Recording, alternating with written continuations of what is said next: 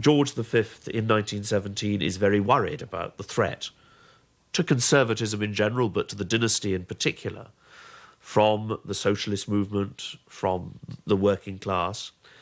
He doesn't want his dynasty to be associated with the hated Romanovs, let alone the hated and fallen Romanovs. So King George withdrew the offer of asylum.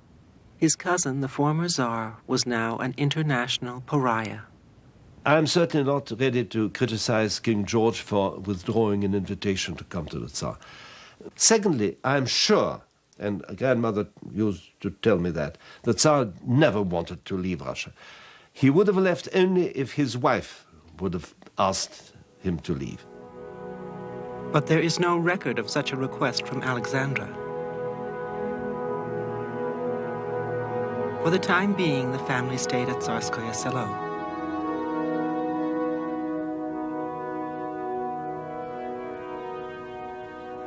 But the world had not stopped. Russia was still at war with Germany, but the Germans had a secret weapon, the banned radical Vladimir Lenin, whom they now sent back to Russia on a sealed train.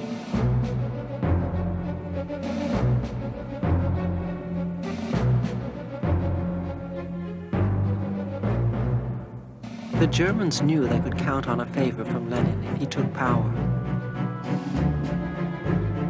Lenin had the populist touch. Peace and land for the people, he proclaimed. You soldiers, and there were about 200,000 soldiers in Petrograd. None of you will have to go to the front if you support the Bolsheviks. And they all supported Lenin.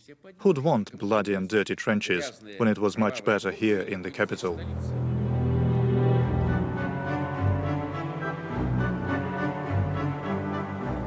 Lenin's true hour of glory was still to come.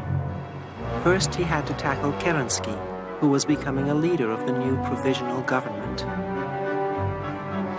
Lenin's propaganda machine went to work on Kerensky, but Lenin's ultimate focus was on the Romanovs, who had been responsible for the hanging of his older brother years before. Lenin wanted them all dead.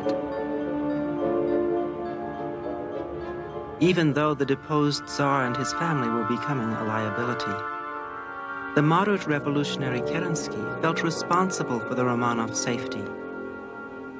I had the thankless task of telling the former Tsar he would have to move away. The Bolsheviks are after me, I said, and soon they will be after you. Contrary to my expectations, he took the news calmly and expressed his wish to go to the Crimea. Instead, I chose Tobolsk in Siberia, which was without railway communications. I knew that the governor's house was fairly comfortable and could provide decent accommodation for the imperial family.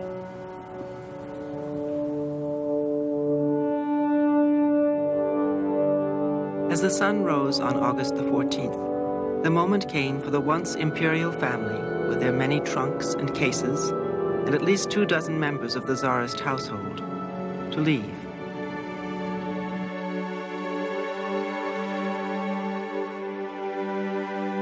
It got quite light, we drank tea, and finally at 5:15 Kerensky said we could go. The sunrise at Solasov was beautiful. We left Tsarskoye Selo at 6:10 in the morning.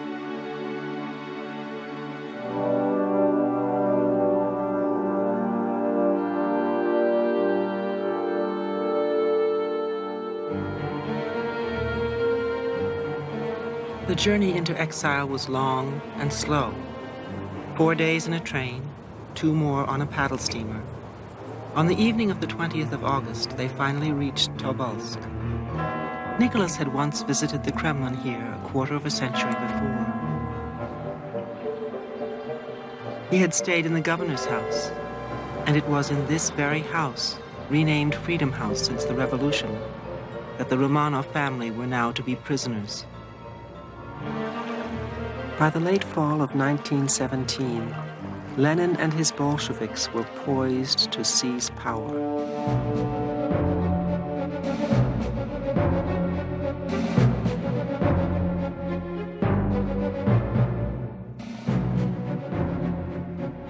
On November 7th, by the Western calendar, the Bolsheviks headed for the Winter Palace, now the stronghold of Kerensky's 7-month-old government.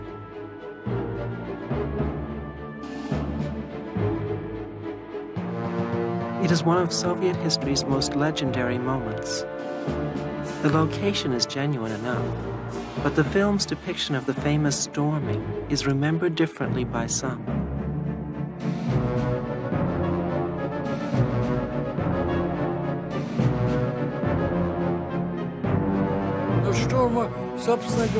There was no storming as such.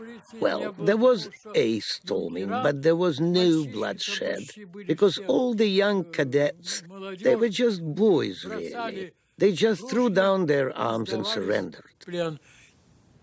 Vladimir Antonov Ovsienko was in charge of the famous storming of the Winter Palace. My father called it a coup, a takeover, and that's why there were practically no casualties. He could have been shot, and his sailors too, but nothing like that happened. The government fell like a ripe pear from the tree. The provisional government was destroyed, but the damage to the palace consisted of chipped paintwork and a broken window. Kerensky managed to flee Petrograd, never to return. Lenin and the Bolsheviks were now the rulers of Russia. Lenin, whose return to Russia had been engineered by Germany, pushed for peace. In one stroke of the pen, he conceded great tracts of the Russian Empire's western borderlands, nearly 500,000 square miles and more than 1/3 of the population. Peace was popular enough with the demoralized soldiers, who fraternized with German soldiers at the front. But it split the country. In the south, an anti-Bolshevik white army came into being. It was immediately countered by a Bolshevik red army. A civil war was brewing, in which the Bolsheviks' main weapon was coercion, the Red Terror. In Tobolsk, Nicholas eventually heard of the disintegration of his Russia